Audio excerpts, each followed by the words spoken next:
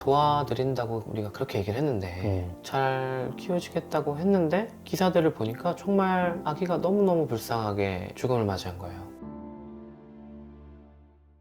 안녕하세요. 산성재TV의 미니아빠 슈니아빠입니다. 얼마 전에 정말 충격적인 사건 하나가 있었죠. 바로 제부도 영화 시신 유기 사건이었는데요. 설 연휴쯤에 이 사건이 뉴스에 많이 나오면서 모든 국민분들께서 가슴 아파하셨던 일이 있었는데, 그 사건을 저희가 접하고 나서 저희 형제는 특별히 더 충격을 받았었습니다. 특히 이제 슈니아빠가 충격을 많이 받았었는데, 심지어 슈니아빠가 일하는 병원에 경찰도 다녀갔다고. 제가 그 아이 출생할 때 분만원장에서 그 아이를 받았고, 처음으로 이제 입원을 시켜서 제가 검사도 하고 잘 퇴원까지 시켰었는데, 집에서 잘 자라고 있을 거라고 생각했던 아이가 그렇게 뉴스로 접하고 경찰을 통해서 그 아이 인생의 결말을 저희가 전해 듣게 되어가지고 저를 비롯해서 모든 저희 의료진들이 정말 낙담도 하고 화도 많이 나고 그랬던 사건이었습니다.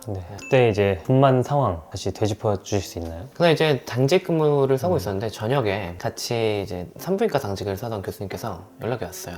갑자기 전화가 와서 지금 애기 나와요. 근데 지금 얘가 어떤 애인지 모르겠어요. 그런 경우는 보통 이제 산전지체를 받지 않으신 산모분들의 경우에 그렇기 때문에 저희가 이제 예전 영상에 산전지체를 받지 않으면 생기는 일, 아이들이 왜 중환자실 가야 되냐 영상에서 설명드렸지만, 그때 모든 준비를 다 해 들어갔어요. 애가 작은 애인지 큰 애인지도 모르고 숨을 잘 쉴지 어떨지 모르니까 모든 소생의 준비를 다 해서 들어갔는데, 다행히 생각보다 정말 건강하게 잘 큰 아이가 나왔고 잘 울어주고 했지만, 산전지체를 받지 않았던 상황이었기 때문에 아이가 어떤 이상이 있는지 몰라서 신생아중환실로 입원을 시켜가지고 여러 가지 검사를 시행을 했어요. 근데 그때 조금 급박했던 게, 응급실로 이제 산모분이 오셔가지고 그 당시에는 환자로 왔어요. 임신한 줄 모르고 제가 배가 아파서 왔다 라고 해서 응급실로 와서 가임기 여성이기 때문에 엑스레이 검사를 하기 전에 소변 검사를 했어요. 그렇죠. 소변 검사를 했는데 임신 가능성이 굉장히 높게 나온 거예요. 산부인과 교수님이 이제 코를 받고 내려가셨고, 초음파를 딱 댔던 애가 있고 밑에 애기 머리가 딱 있는 거예요. 분만장으로 바로 올려서 분만을 급속하게 진행을 했고,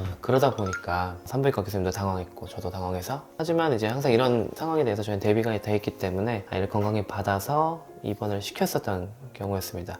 근데 이제 검사를 여러 가지 했는데 다행히도 아기 몸에는 큰 이상은 없었어요. 그래서 뭐 외래만 몇 번 더 오면 되는 상황이었고, 근데 병원에서 꽤 멀리 집이 있으셨던 상황이어가지고 저희가 좀 걱정은 했어요. 혹시나 아기는 검사를 좀 이렇게 해야 되니까 일주일 이상 병원에 있어야 되는데, 자연분만을 해서 아기를 낳았다 보니까 엄마가 먼저 퇴원하잖아요. 그렇죠. 근데 간혹 이제 산전지체를 안 하신 분들 중에는 아기를 키우려는 의지가 없으셔서 다시 병원에 안 오는 경우도 있어요. 맞아요. 그래서 저희가 굉장히 걱정을 했었는데, 다행히 뭐 수유 연습하러도 오시고 면담도 저도 한 2번 이상 하면서 이야기도 많이 했고, 그리고 퇴원할 때도 약속 시간에 맞춰서 잘 오셔가지고 이제 키우시려나 보다 생각을 했죠. 그래도 이제 아기가 있는지 모르는 상태에서 낳았기 때문에 얼마나 집에서 키우기 힘드시겠어요. 준비가 아무것도 안 돼 있으니까. 아무 준비가 안 돼 있겠네. 면담할 때마다 말씀을 드렸어요. 병원에서 도와드릴 수 있는 측면도 있고, 혹여나 아이를 키우지 못하실 상황이라면 입양도 저희가 도와드린다 했더니, 아이 키울 준비를 할 수 있고 아이를 키우시겠다라고 저희랑 약속을 하셨어요. 그래서 저희는 믿고 보내드린 거죠. 그러고 나서 뉴스에 저 사건이 떴죠. 그러니까 배신감이 되게 컸어요. 도와드린다고 우리가 그렇게 얘기를 했는데, 잘 키워주겠다고 했는데 기사들을 보니까 정말 아기가 너무너무 불쌍하게 죽음을 맞이한 거예요. 우리가 도와줬으면 아기가 건강하게 잘 살아있을 텐데 라는 생각이 되게 많이 들었고, 작게는 내가 어떻게 살려는 앤데 라는 생각부터 해가지고, 좀 더 근본적으로는 어떻게 사람이 저럴까 그런 생각이 들 수밖에 없죠. 뒤통수를 되게 세게 맞은 기분이었어요.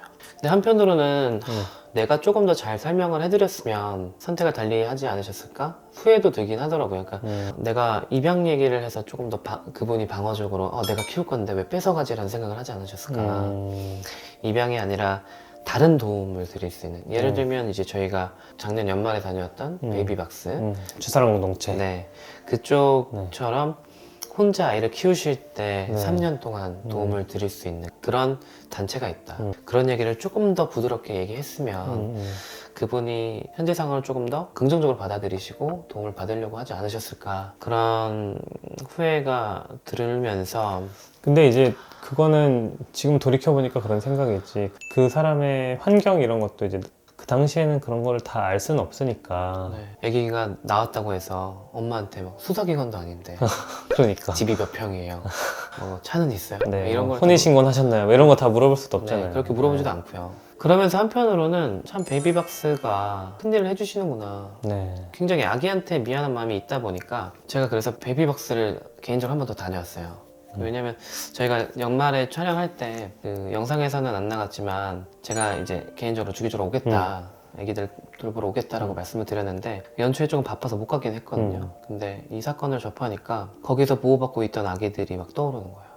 근데 마침 또 가는 날이 장날이라고. 딱 갔는데 KBS에서 시사 프로그램, 다큐멘터리 같은 거죠. 그걸 촬영하고 계시더라고요. 근데 뭐 알고 간 건 아니었잖아요. 네, 봉사활동 하는 거를 좀 부끄럽지만 촬영을 하고 또 인터뷰도 촬영을 해가셨어요. 그러면서 아마 그 영상분이 저희 영상 올라가기 한 며칠 전에 올라갔을 거예요. 3월 10일에 본방이 한 3월 10일인 네. 거죠.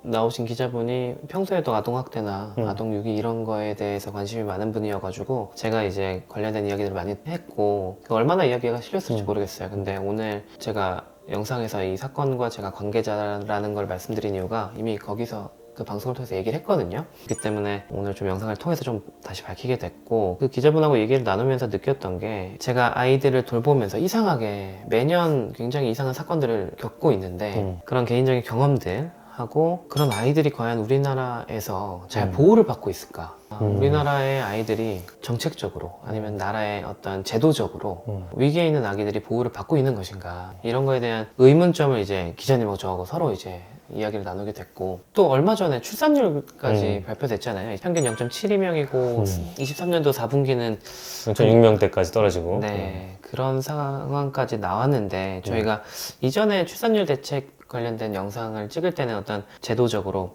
아이 낳고 싶지 않은 사람들이 어떻게 하면 나을까에 대해서 말씀을 드리긴 했지만 사실 그 이전에 과연 우리 아이들이 우리나라에서 행복한가라는 고민을 저희가 또 얘기를 많이 했고 최근에 이런 상황을 저희가 겪게 되면서 우리가 더 근본적인 걸 못 챙기면서 너무 허황된 큰 얘기만 하고 있는 건 아닌가라는 생각도 하게 됐고 특히 요즘 큰 선거를 앞두고 있다 보니까 그 위에 분들이 휘황찬란한 말씀 많이 하세요. 그런데 정말 위기에 있는 힘든 아이들에 대한 이야기는 하나도 없습니다. 네.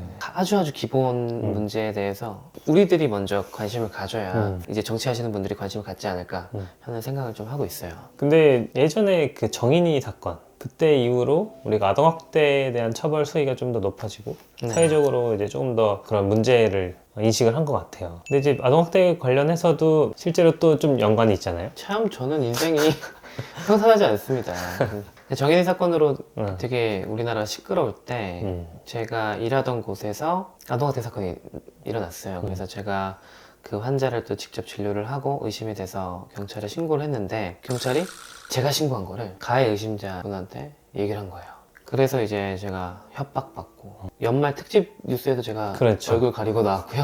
여러 가지 언론사에도 나오고 경찰들이 이제 제가 일하는 곳 주변에 보호해주러. 네, 와 계시고 그랬던 일이 있습니다. 그래서 그 사건 이후로 제가 아동학대에 대해서도 관심이 많이 생겨가지고 그 지역에서 아동학대 사례판정위원으로도 일을 했고요. 그러면서 아동학대 그 사건들에 대해서 굉장히 많이 접해왔어요. 근데 우리나라가 아동학대가 나타났을 때 처벌 수위도 많이 올라갔고 그리고 사람들이 경각심도 많이 가지고 있는데 문제는 애매한 경우예요. 그러니까 예를 들어서 그 학교에서 어떤 학생이 너무 애들을 때려요. 선생님도 때려. 그래서 그거를 말리기 위해서 그 교사가 아이를 세게 잡은 거예요. 그리고 언성도 좀 높아졌어요. 그 아이는 집에 가서 선생님이 날 때렸다. 나한테 소리를 질렀다라는 걸로 부모님한테 얘기해서 부모님이 그 교사를 아동학대로 신고하는 경우가 있어요. 그럼 비슷한 사건이 되게 많습니다.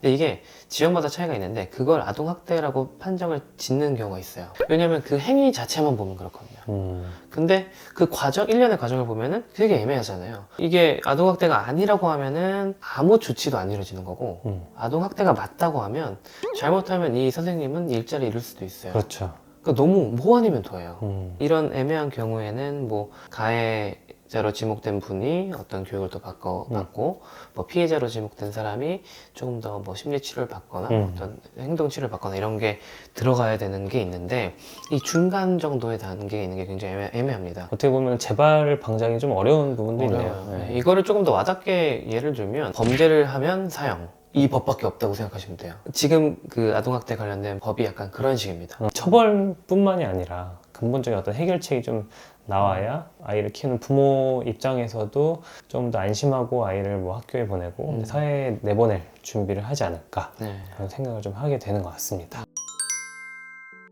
이번에 영아유기 사건도 비슷한 생각이 들었어요. 그러니까 병원에서 이제 도움을 드릴 수 있다고 제가 얘기를 할 때 드릴 수 있는 도움 자체가 병원비에 대한 경제적 지원. 이것도 근데 되게 사실 기준이 까다로워요. 그거 아니면은 입양을 원하면 저희가 입양을 도와드린다. 이 두 개밖에 없어요. 근데 만약에 퇴원을 한다? 그럼 퇴원 이후에 도와줄 수 있는 방법이 없어요. 너무 극단적이잖아요. 입양 아니면은 도움이 없는 거. 그런 상황에서 일상생활에 도움이 필요한 사람들에게 우리나라에서 제도적으로 뒷받침해 줄 수 있는 게 없다 보니 일부 이제 뭐 미혼모 단체라든지 베이비박스 같은 작은 공동체들이 힘겹게 도움을 주고 있는 상황이어서 영아유기도 아동학대 일종이잖아요. 근데 이것도 우리가 예방할 수 있는 어떤 사회적 제도 장치가 마련할 수 있는데 거기에 아무도 관심이 없다. 보험을 주는 제도도 중요하지만 전문 상담가가 맞아요. 병원에 입원했을 때부터 퇴원하고 집에 갔을 때까지 계속 연락을 하면서 실제로 어떤 뭐 돈을 주거나 아이를 키우는데 이제 가서 도와주는 것보다도 계속 상담을 해주면서 그런 심리적인 지지만 해줘도 이런 일들이 많이 줄어들 수 있을 것 같다라는 생각이 좀 드네요. 그래서 저희가 사실 육아 컨텐츠들을 조금씩 올리고 아이들의 건강에 대한 컨텐츠를 올리는 이유 중에 하나도 그런 분들이 어디 가서 물어볼 데가 없으니까 그렇죠. 유튜브는 공짜로 찾아볼 수 있으니까 그런 걸 통해서 도움을 드릴 수 있지 않을까 생각을 하고 있고 도움을 주시는 유튜브 채널들도 많으니까 그런 도움을 좀 받으시는 것도 좋겠다는 생각도 드네요. 네. 오늘 어떻게 좀 어려운 주제이긴 했지만 또 저희가 생각하고 있는 중요한 내용들 이런 것들을 또 이번 사건을 계기로 좀 말씀을 드리게 된 것 같네요. 저희는 앞으로도 우리나라 아이들이 좀 더 행복한 환경에서 자랄 수 있도록 노력하는 모습 보여드리도록 하겠습니다. 네. 오늘도 저희 영상을 시청해주셔서 감사합니다. 감사합니다.